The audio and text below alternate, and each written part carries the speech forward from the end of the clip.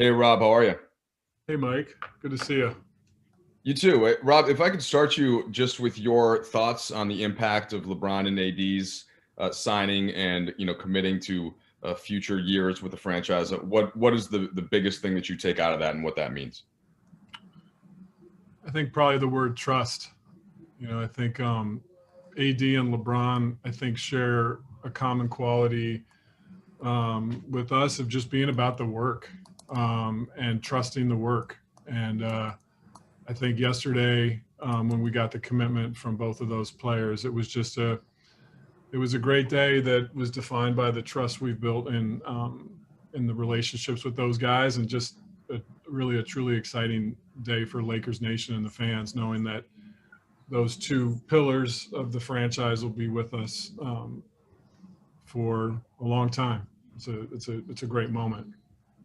And then, Rob, last time we spoke to you, it was about Schroeder, but you had still yet to make some of the other moves. Just wondered how, with Montrezl Harrell, with Marcus Gasol, with Wesley Matthews specifically, how you see them fitting into the vision that you had for putting this team together.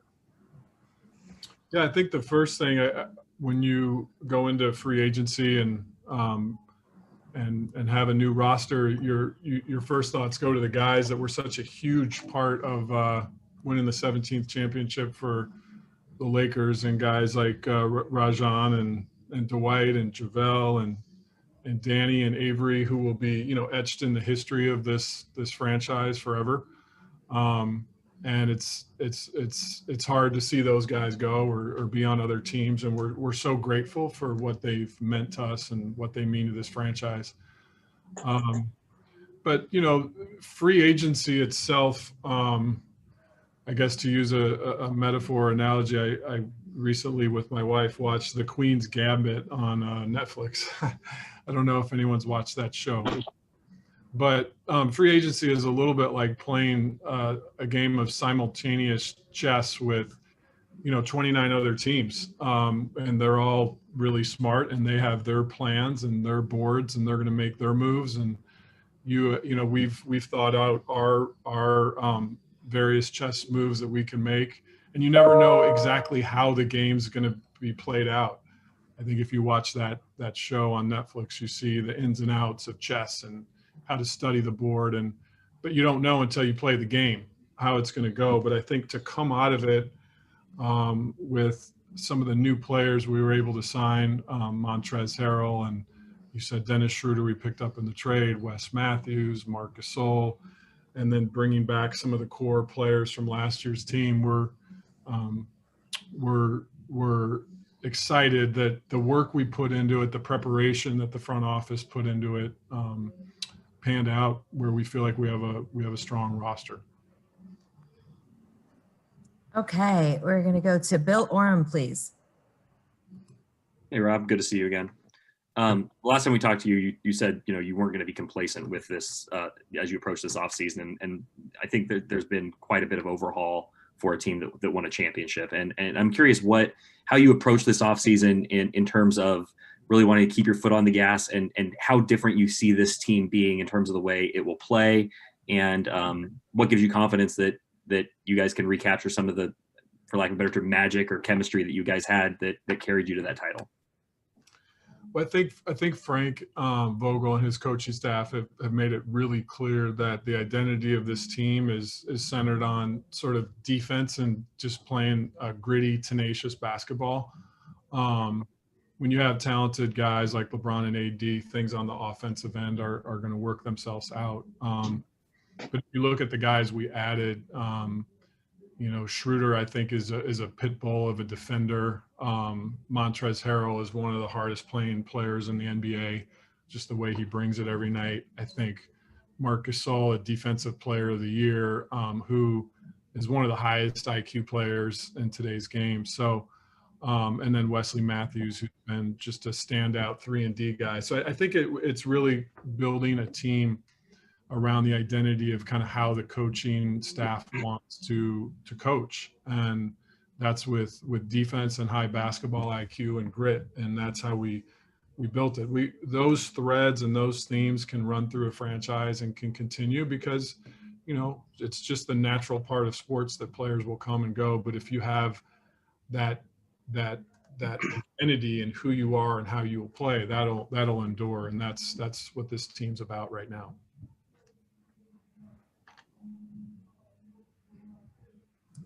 Dave McMenamin, please. Hey, Rob, Dave McMenamin, ESPN. When you make the acquisitions of someone like a Schroeder,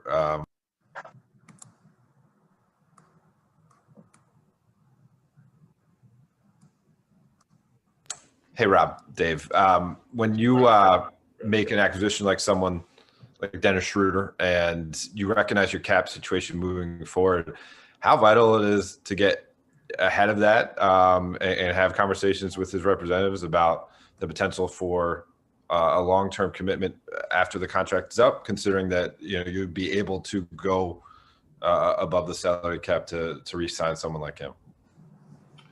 Yeah, I think one of the things that was very purposeful about our offseason was to try to get younger.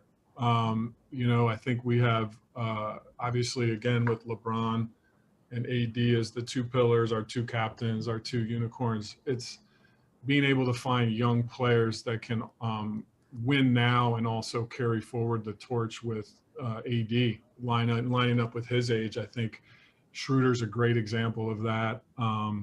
Obviously, Montrez, another great example, just lining up with AD's age. And I think we want to strive to try to keep our young players that we have on this team. We like the core. We like how it lines up. And I think Dennis, Kyle, Kuzma is up for an extension. These are things that we're continuing to focus on, but we like how the team got younger, faster, and our intention would be to try to keep that identity and that core together. Thanks. Okay, Kyle Goon, please. Hey, Rob. So obviously, you guys have, one of the shortest off seasons along with the Heat. And then the structure of the season is going to have some inherent risks when it comes to COVID. I'm wondering, do you feel like the guys you brought in or the way you constructed the roster is sort of designed to have different guys who can carry the team on different nights, depending on if LeBron or AD are missing games due to rest or some other situation during the regular season? Yeah, listen, I think the bubble experience created issues that no NBA team could have foreseen at the beginning. And I think one of the things that we were really mindful and thoughtful of was, given the new things that popped up, we had to be really strong with how we handled them with our players and partnered with them to get through some of that stuff. And I think this year will be different than the bubble, but it'll have unexpected things arise that you'll have to work through as a team. And I do think all of us, just at the human level, have seen the challenges that the pandemic has created, and we think through it in our own lives and what it means. And so certainly that thread of thinking goes into a roster too, and how can you be successful? How can you be versatile? How can you be deep, knowing that there might be unexpected things flashed your way as a result of the pandemic. Okay, Dan Weike, please. Hey, Rob. Good to see you. Just kind of a housekeeping question. Do you anticipate to have everybody available for start of practice on Sunday for team practices? And I guess let's just start with that. Is everybody healthy and clear? Yeah, there's nothing on my radar right now that would suggest that people won't be there on the start of training camp, but that can change by the moment. You don't say.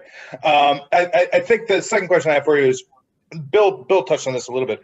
You guys were really big last year. You had a lot of different big lineups. Maybe a little bit smaller this year. Was that by design, an accident? Is that just kind of how it worked out? Yeah, I guess it'll remain to be seen whether that's a true statement or not. I mean, when I walked downstairs and saw Marc Gasol the other day, I mean, it would hard to be thinking we got smaller when you see someone like him. And I think Trez has shown the ability to play the 4 and the 5. And then when you have guys like LeBron, who's 6'9", 6'10", AD 6'10", 6'11", Kyle Kuzma 6'10". You know, it's hard to think that I still think we're a big team, big, long, versatile team. Okay, Joe Varden, please. Hey, Rob, Joe Varden from The Athletic. I had a quick question. Will the rings, will they actually be ready for opening night? That's a good question, Joe. So our business side, who's led by Tim Harris, they tend to be more in charge of those things, and I think it's something that's ongoing. So I don't want to answer a question I don't know the answer to. Okay, I just figured. I mean, I know those things can take a while, but my bigger question, and thanks for allowing me the time. It's hard to figure in a way like how the Lakers will have a sense of urgency right away, given everything you just went through, and you literally just won a title. But I guess my question for you would be, you think the team is new enough? Like you brought in enough guys that didn't win it last year, so maybe for them, like they would kind of infuse the rest of the team or carry the team early as far as like coming, ready to play that level of basketball that early? I think we've got a lot of really passionate guys and a lot of really high IQ basketball players. So I don't think there's going to be any lack of energy and intensity. I've kind of felt it in the building with our individual workouts that, as everybody knows, have started. I think this team's excited to play, excited, for the challenges of coming together. I think, one of the hardest things to do in all of sports is defending a title. And I think in talking with, the 15 players that are on our roster, everybody recognizes just how difficult it is to summit twice in a row. It's a whole separate set of challenges. It's very different than winning a title after 10 years, which is what we experienced last year. So I think guys understand the gravity around that and just how big of a challenge that is. And I think they're up for that. Excited to take on that challenge and really just excited to get to work. Okay, we'll just take a few more. We're going to go with Mark Medina, please. Hey, Mark Medina, USA Today. Good to see you, Robin. Hope you're hanging in there. Hey, Mark. Hey, I was intrigued with the point you made on the team's statement about, having excitement to see AD continue to grow and become a leader for future years. Obviously, he's accomplished a lot this past season, but how do you envision what kind of leader Anthony will be these next few years? Well, I think he made a incredible commitment to the franchise by choosing to sign a 5-year contract, and part of that I think goes with his statement to the rest of the NBA that this is my team. And when you make a statement like that, that is a leadership act. And I think combined with just how dominant he was in the bubble, I think he's arguably one of the most dominant two-way players. The way he impacts the game at both ends and just how complete he's become on offense is extraordinary. So I think his act of signing to me was a big leadership statement right there. Okay, Andy Kamenetsky, please. Hey, Rob. You've now had 3 full years with the front office and coming off a championship. When you look back at everything that's happened and your role in it, where do you think you've grown most in terms of leading the organization? Maybe a question best asked for people that work, side by side. But I think the thing that is in me that's grown the most is just gratitude for this place. I think being able to work with a wonderful governor like Jeannie, who, as I've said before, she leads with intelligence and with her heart, which is a rare combination in leadership. Getting to work with Linda, who is a trusted advisor to her, and just the other wonderful people in the front office. I think I'm just grateful to have been a part of it for 3 years. And now when we get to see the accomplishments from last season. I think it just fuels our passion and desire to work harder and just to keep going. I think Dr. Buss has formed the core of who we are, and we want to carry forward his vision for this franchise. And by having great players here and by being a team that's a contender and that works hard and tries to deliver to the fans every ounce of energy we have. And I think I'm grateful for the opportunity to work in a place like this. Okay, we're going to go with Mike Bresnahan. Yeah, hey, Rob, thanks for the time today. Really appreciate that. You've mentioned Montrez a couple of times already. Obviously, he got the lion's share of your free agent spending money. What made you target him as the biggest guy to go after in free agency with his unique skill set and whatnot? It's easy. I mean, he stands for everything that we want to stand for, which is, again, that sort of nasty grit, competitive, every play is a winning play. Every 50-50 ball is mine.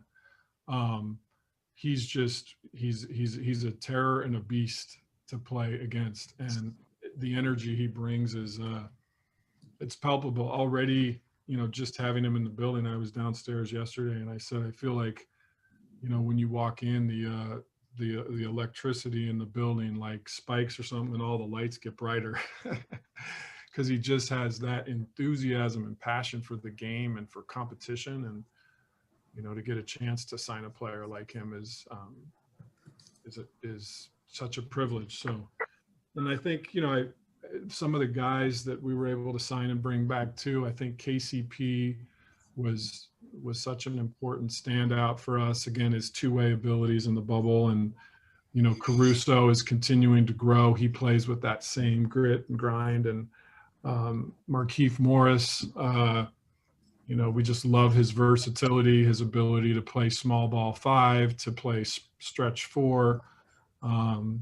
Just an incredible teammate and hard worker. So, you know, to a man, I could go through the whole roster. We're excited about the guys we have this year for sure. Okay, Kyle Goon. Hey Rob, just had a follow up. You know, it's not a lot of guys who it might seem like a savvy move to lock them up through the age 38 season, but obviously guys signed a 2-year extension for LeBron right after he's the runner-up for MVP. I was wondering to the extent that you can talk to us about those discussions and that decision process to get LeBron under contract through 2023. What was important to you in going through those negotiations, and what value do you think LeBron will kind of continue to bring the franchise as he gets older? You know, I don't. The game, it's the way that LeBron plays is just so rare. You know, has the game seen a player at 6'10" that can do the things he does? I think, you know, of course, Magic is another one of those incredibly unique players that his game, LeBron's game, is not at all just built on athleticism. His game is built on IQ, strength, just his size, and his experiences. I think that he's going to continue to, because of those gifts, he's going to continue to be a dominant player well beyond what maybe the regular, ordinary NBA player would be able to do. So it wasn't even a debate for us. It was something that was very clear. And we think he's going to be effective and provide extraordinary value for every year he decides to play as a Laker. And I think what was especially satisfying and exciting about this is I think that now you can see with the legacy he's establishing as a Laker that his greatness will be defined here. And I'm sure he'll hang many jerseys someday, but we hope one of those will be a Lakers jersey. Okay, Brad Turner. How you doing, Rob? E.T., good to see you, man. Likewise. Hey, in your conversations with other executives and people around the league, with the virus going the way it is right now, Have you guys had any sort of discussions of another potential bubble situation for even a short period of time? That's not a framework that has come up on the GM calls with the league up to this point. Again, the pandemic is fluid, and so I think everybody is open-minded that, you know, the players' health and safety and the fans' health and safety and the staff members' health and safety is by far number one. And I think, so I think everything is still on the table, but it's not something that's currently being focused on. Okay, and last question, we're going to go with Bill Oram, please. Hey, Rob, just to follow up on some of the AD stuff, you know, there's been such a trend of superstars signing short-term deals to maximize their earning potential and to maintain their flexibility. LeBron did it, AD did it. When you guys were going into this negotiation period with Anthony, how likely did you think a long-term deal was? Was that something that you guys really were pushing for? And how excited were you that he gave you, and you touched on that part of it, I suppose, earlier, but to have that kind of buy-in as opposed to, you know, every year, every 2 years, having, you know, the looming threat of him potentially leaving. Yeah, I think, again, the way we approached our conversations with AD and his agent, you know, when we were allowed under the CBA to offer him the max, we had a conversation with them and said, hey, the Lakers would like to offer you the max, and the structure of your contract, because we are true partners, we want you to be able to think through all facets of that and what's best for you and your family and what might be best for this organization. And AD and his agent are both very thoughtful. They're very detail oriented, and he took his time to really think through and study the CBA